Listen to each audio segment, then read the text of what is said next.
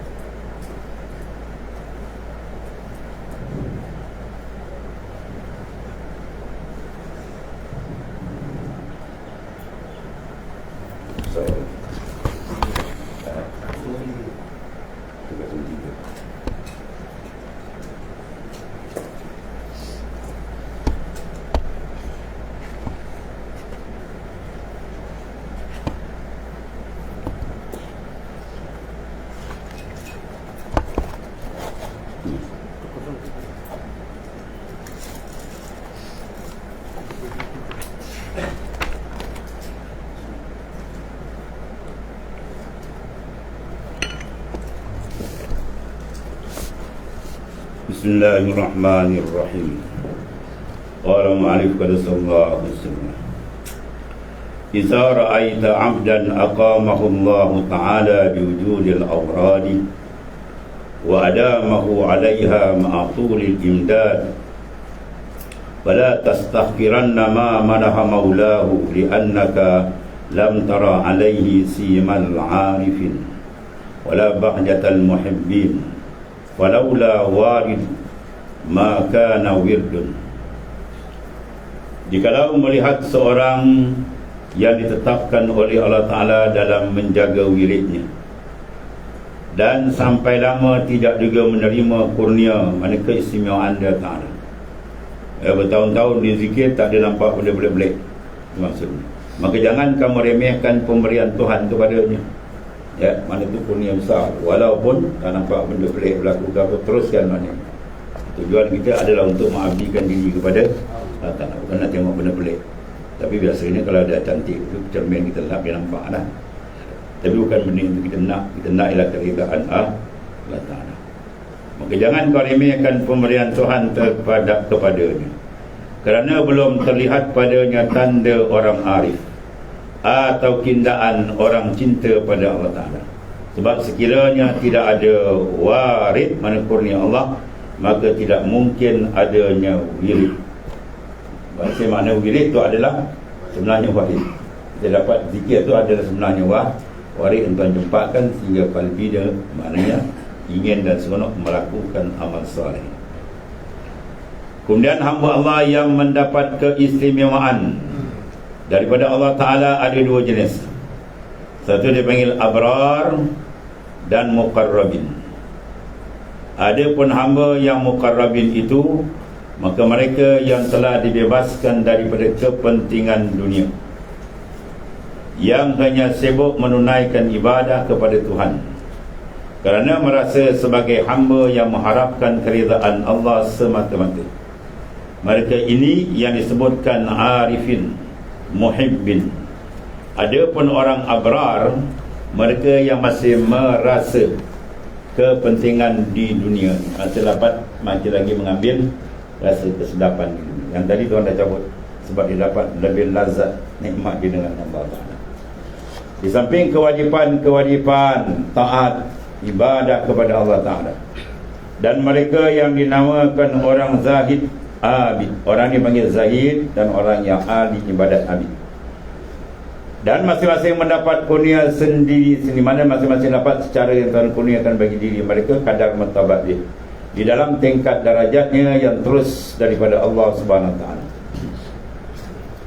Sebenarnya seorang yang mendapat taufik hidayah dari Allah Ta'ala sehingga istiqamah dalam menjalani suatu wirid, kelakuan taat ibadat, berarti telah mendapat kurnia dan rahmat yang besar sekali. Sebab ia berarti telah diberi kurnia oleh Allah Ta'ala untuk membuka dan menghasilkan lain-lain kurnia kebesaran daripada Allah Ta'ala. Jadi maknanya yang penting bagi kita istiqamah dalam melaksanakan ibadat dan betulkan niat kita semata-mata kena mencari keridaan daripada dia. Maka bila ada wirid bersih, biasanya akan dibuka, ya, dari hijab akan dibuka oleh Allah Ta'ala melalui kebiasaannya apabila hati itu dibersihkan.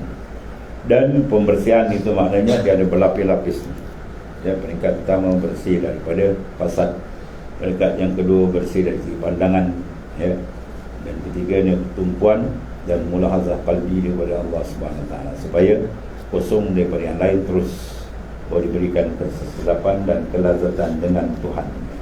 Habis. Qala mu'alif qala sallahu sirrah qaumun aqamahumul haq li khidmatih wa qaumun ikhtassahum bi mahabbatih kullan numiddu haula'i wa haula'i minal ata'i rabbi wa ma kana ata'u rabbika mahzura. Ada kaum yang Allah Ta'ala didudukkan oleh Allah Ta'ala dalam bahagian ibadah semata-mata, mana khidmat. Dan ada kaum yang diistimewakan oleh Allah Ta'ala dengan kecintaannya. Untuk masing-masing kami memberi kurnia dan pemberian-pemberian, dan pemberian Tuhanmu tidak terbatas. Kemudian Allah SWT sendiri yang memilih hamba-Nya. Maka ada yang dipilih untuk melaksanakan ibadat yang lahir, ialah mereka para abid dan zahid.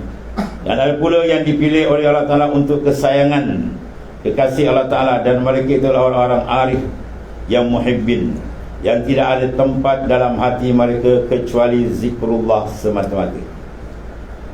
Kemudian menganggap dunia ini kosong, tidak ada apa-apa kecuali Allah yang mencipta dan melaksanakan segala sesuatu. Mana dikaram dalam memandang akan ketunggalan Allah dan juga memandang kepada pentadbiran Allah yang maha dahsyat.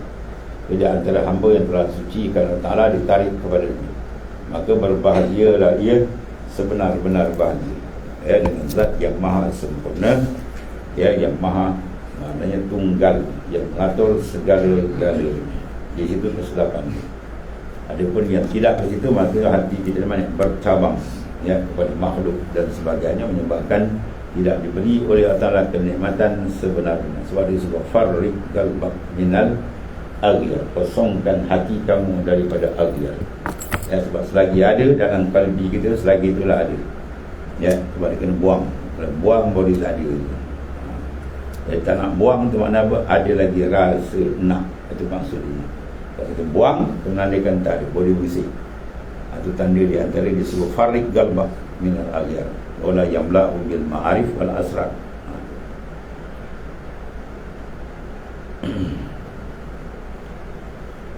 Jadi Allah Ta'ala sendiri memilih di kalangan hamba. Ada beberapa peringkat. Ada yang Tuhan pilih untuk melakukan ibadat yang lahir, ya, bahagian dalam dia kurang lagi kan. Ialah seperti mereka abid dan zahid, orang yang ahli ibadat dan orang yang zahid, maknanya mereka banyak menumpukan kawalan luaran ni. Kita ambil dunia banyak itu gini, tapi dalam ni belum kukuh lagi. Dan ada pula dipilih Allah Ta'ala untuk kesayangan, maka Tuhan jadi di golongan yang dikasihi lagi dekat, ya, itulah bimahabbati, dengan kasih pada hati dia sentiasa Tuhan tumpahkan perasaan berlazat dengan Tuhan.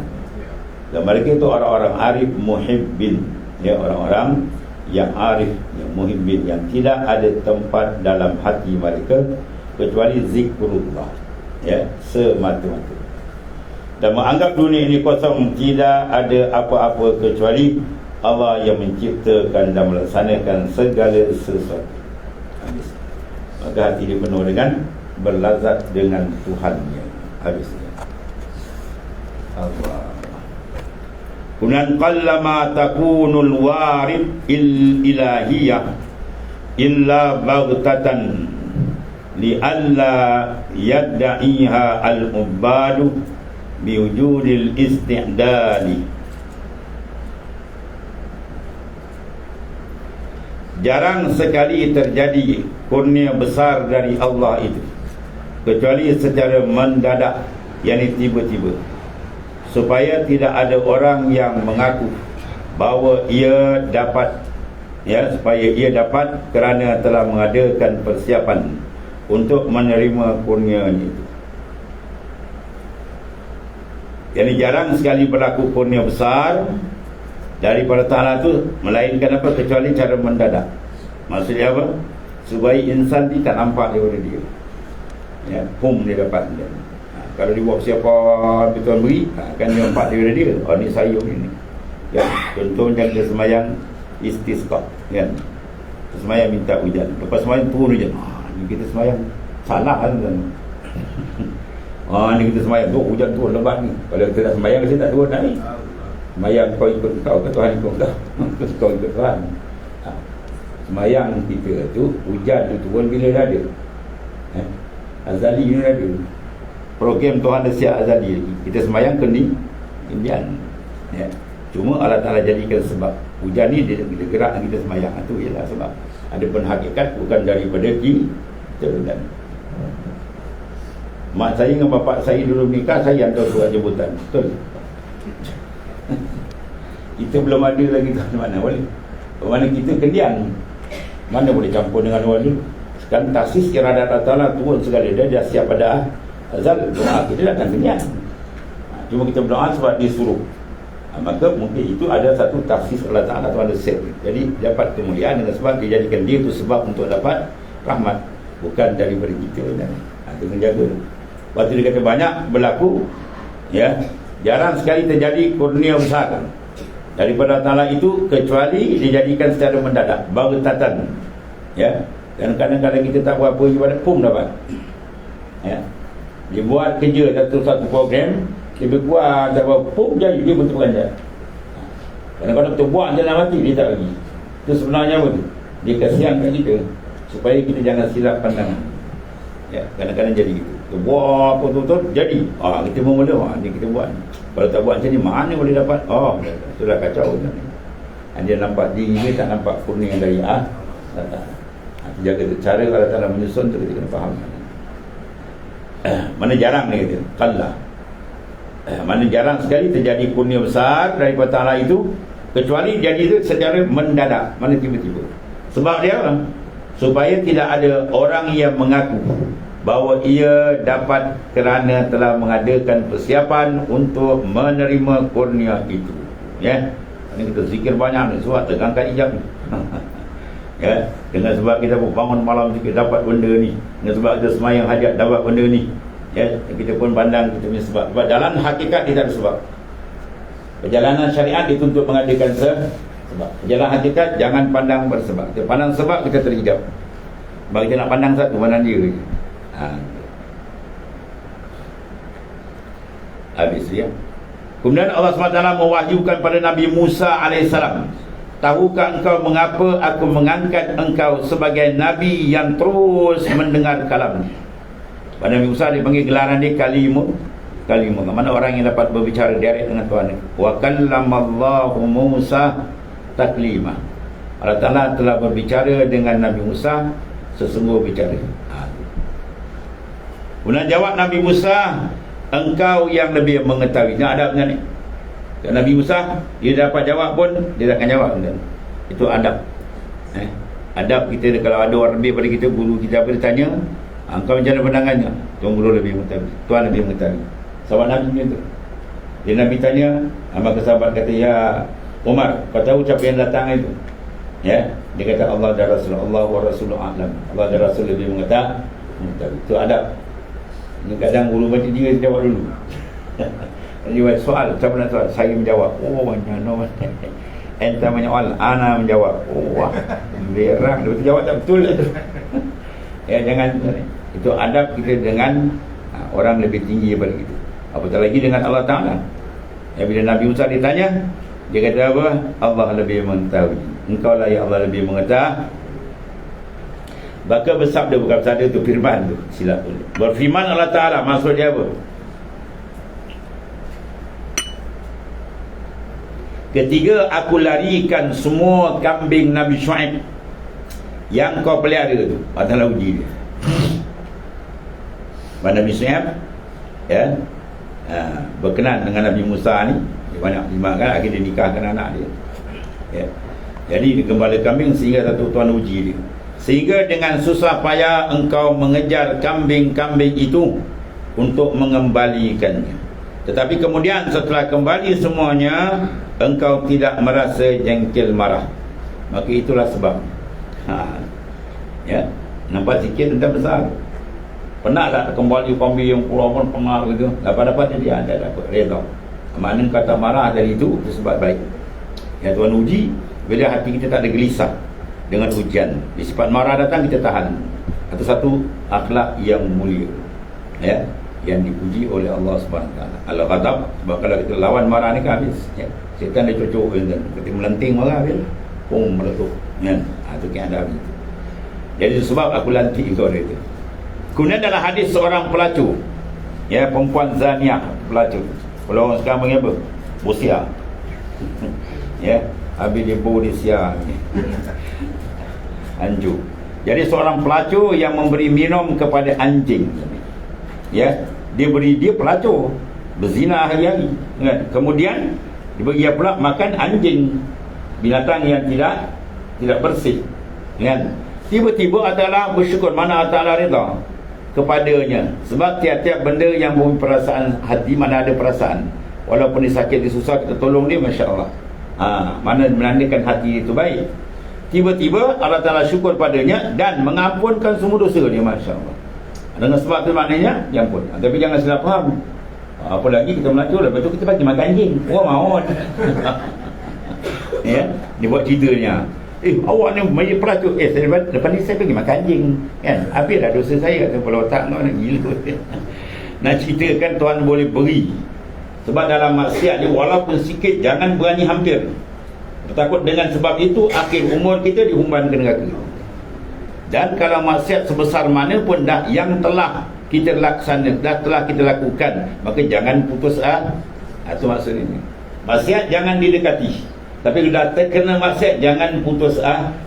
Jangan putus asa meraih keampunan dan bertobat sungguh kepada Allah Ta'ala. Itu cara diajar oleh Rasulullah sallallahu alaihi wasallam ya. Banyak cerita. Kita cerita tu kan, pelacur tadi 8 orang anak je Nabi kan? Ya, dia nak apa? Seorang abid ahli ibadat, orang salih, jaga tu ya. Kita lagi seban besar atas kepala, tu besar lagi kuat nafsu kita ya. Diuji itu asyaddu taqwa asyaddu syahwa. Tengok lagi kuat kita punya takwa, lagi kuat nafsu tuan uji. Allah Ta'ala sengaja diuji kita ya. Maka seorang salih tadi, dia tak boleh tahan, dah berapa pop yang ambil keputusan dengan berzina. Bila dah bayar duit, dah siap nak on dia, Tuhan beri dia pertolongan. Kita edit, dia lari. Perempuan tadi pun kejar, dia kasih kan, dia ambil nama kawan, alamat kan. Dulu nak mesej tak ada, handphone pun tak ada kan. Kalau cari, jumpa pula kawan, dia buka pintu kawan tu, nampak perempuan ni pingsan tu, meninggal tu. Jadi perempuan tadi boleh kena niat dia, niat dia bersih betul-betul nak jadi baik, nak jadi hampir ni bertaala. Dia cari, akhir dapat seorang ganti, orang saleh, dan dia berkahwin akhir 8 orang jadi Nabi anak ni. Atau nanti cerita Bani Israel, Bani Israel kan. Itu maknanya apa? Jangan putus asa. Walau macam mana keadaan pun putus, tapi cepat, jangan berani dekat ya. Setelah kita insaf, jangan berani benda-benda yang maksiat walaupun kecil ya, jangan berani. Sebab kita takut di situ akhir umur wala ya. Tapi yang dah sudah, kita stop dan kita bina. Itu cara yang diajar oleh baginda sallallahu alaihi wasallam. Waktu tuan guru saya Mu'alim Haji Wahid Wali Besar kan, dia tak kenal Melaka. Itu kaedah selalu dia sebut ma fat wa ma mat. Ma fata barang yang sudah suruh sudah. Wa ma mat yang dah mati dah habis tu habis cerita. Yang dulu habis cerita buka buku itu maksudnya. Buku baru kita ni hari-hari kan. Ya, kontek tahunan tu malam apa? Menapa? Nisfu syak saban diangkat. Tu tahunan. Ya. Kalau tiap-tiap maknanya harian, itu malaikat tiap hari dia tukar. Ya ta'aqabu fikum malaikatul lail wa malaikatul nahar. Dia ada shift Bukan kilang di shift, malaikat dah lama di shift. Tempat dia apa? Antara lepas subuh dengan lepas asar. Ya, maknanya yang sekarang ni siapa yang jaga ni? Malaikat lepas subuh ni. Apa kita buat semua dicatat. Dan dia akan bawa naik bila? Lepas asar kan. Maka dibentangkan kepada baginda. Kalau dia serah Rasulullah minta ampun, masya-Allah. Itu mana kasihan baginda sangat kuat. Sebab tu kalau kita tak selawat Nabi tu bukan jenis orang dan banyak mengingati Rasulullah, dan orang yang banyak selawat insya-Allah dia akan dipimpin oleh Allah Taala. Ya, kita akan dapat syafaat besar di akhirat nanti. Kemudian yang malam pula akan dinaik, yang malam pula kan subuh pula turun. Itu maknanya amal kita sentiasa. Jadi tiap lepas asar dan tiap lepas subuh semua mana tarekat dia akan atur wirid lepas tu. Ya, wirid lepas subuh, wirid lepas asar. Bermakna malaikat naikkan, tuan tanya. Bukan tuan tani tak tahu, dia nak memberi satu maknanya pengisytiharan. Apa kau tinggalkan hamba aku waktu asar? Dia beribadat ya Allah, tengah berzikir. Apa kau tinggal aku? Dia tengah kerja bola, tengah pandang bola. Kalau subuh pula, apa kerja lepas subuh ni? Dia membongkang lagi macam. Bagi kita nak biar penyaksian. Tuan dah tahu, tak payah tanya. Dia tahu nakkan pengisytiharan. Jadi dia dah tahu sangat dia tanya. Jadi dia tahu kita buat baik, dia tanya apa kau buat? Kita kata begini, maknanya nak puji tu. Yang ketiganya, apa kau buat? Kau dah tahu, tanya pula. Itu nak kena tampar kan? Dia buat tak betul pula, kita tanya pula. Dia kata, tak tahu, dia tanya pula. Tanya tu ada dua. Tanya dipanggil ditakbih, ya, untuk dia memurkai, atau ditanya untuk dipuji. Mana menandakan dia kasih. Itu maksudnya, ya. Ditamdih, mana dia nak puji. Dia tahu bila dia tanya. Tujuan dia apa? Maknanya nak memuji seorang. Itu maksud dia. Cara Allah Ta'ala lah, bukan cara kita kan, Kalau kita ikut tu maknanya itu cara Tuhan.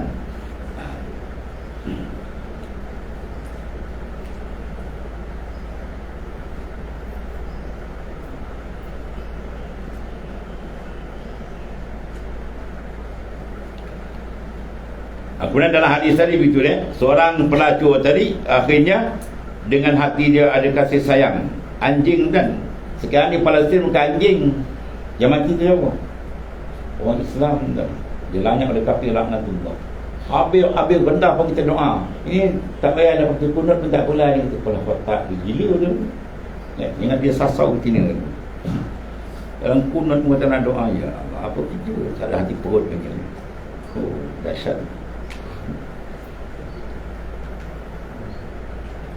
Satu khalifah Mu'tasim ni, khalifah besar. Ketika orang perempuan tadi pakai nikab berjalan, tiba-tiba kain terselap, diketawakan oleh orang Yahudi. Dan dia report, dia kata, wah Mu'tasim. Dia seru, wahai Mu'tasim, aku dihina. Bukan dihina, dibunuh kan. Ini nikab dia terbuka sikit, dia tiup angin tu, dia tutup cepat, dia malu, dia sorakkan ni. Dia panggil Mu'tasim hantar bala tentera. Bala tentera dia tahu. Ini bukan terbuka, dia lanyah macam dia bunuh, dia godok, dia apa.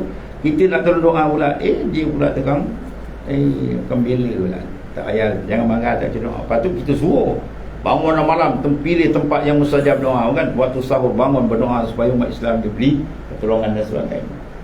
Macam-macam akhir zaman ni. Tapi betul lah tanda kiamat Rasulullah. Benda yang terang-terang betul orang anggap ini. Benda yang salah pula dibela. Itu tanda akhir kiamat. Kalau nak kata apa, mesti berlaku. Ataupun kita kena berjaga je lah.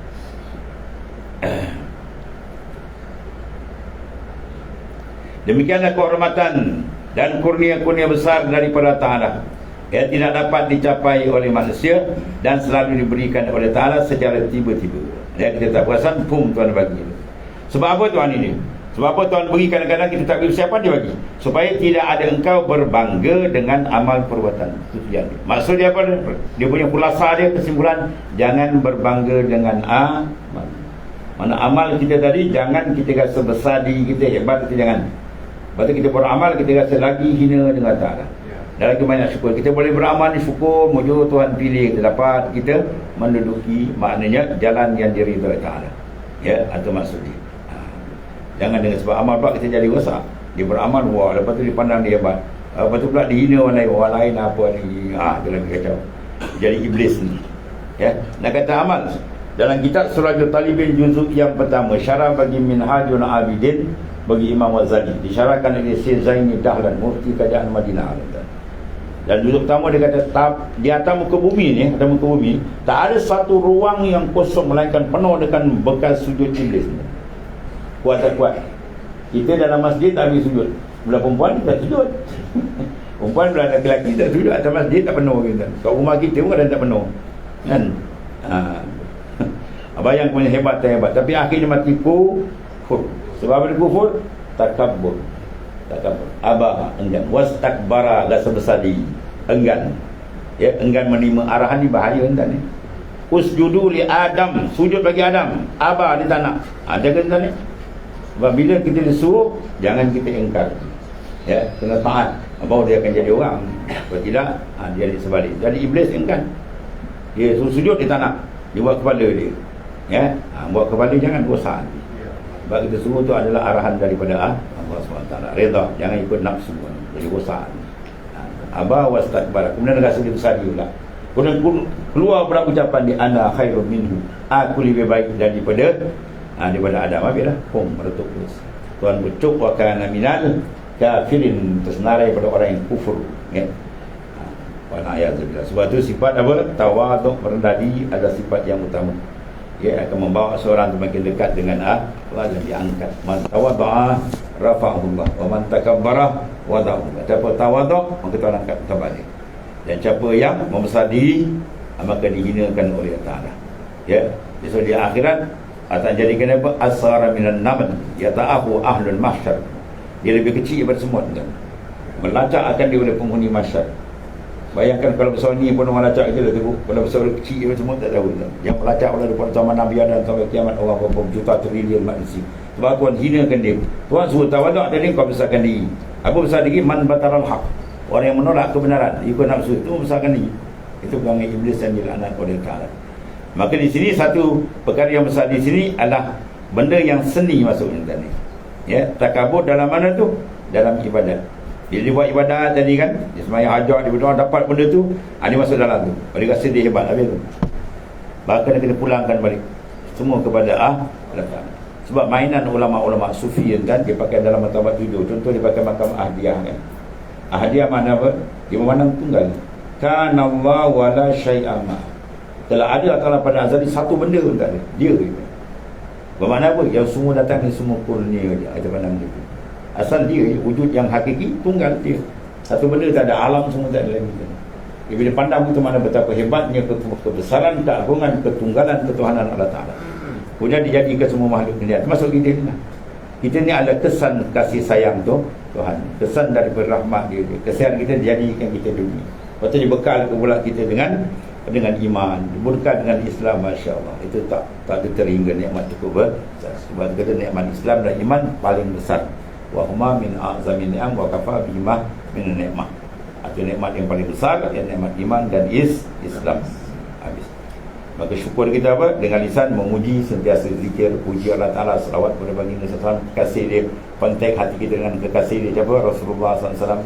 Ada tanda. Ya, kalbi kita, jasad kita, jangan mana mata kita melihat benda yang tegak, mulut jangan cakap benda dilarang, telinga jangan dengar benda yang tak diizin. Ya, kaki tangan semua jaga. Itu tanda syukur. Dan paling besar sekali, pandang semua dari dia. Habis. Padamkan pandangan lain dia. Itu paling besar. Hati kita jangan sangkut pada benda lain, melainkan berseronok dengan dia. Selesai segala masalah. Ya, selamat dunia akhirat. Bila qalbun mu'allakun billah, hati ditambah dengan Allah Ta'ala. Habis. Kemudian dia kata mar'atku jiban ila akhir Allah. Bismillahirrahmanirrahim. Sayyidina wa maulana Muhammad.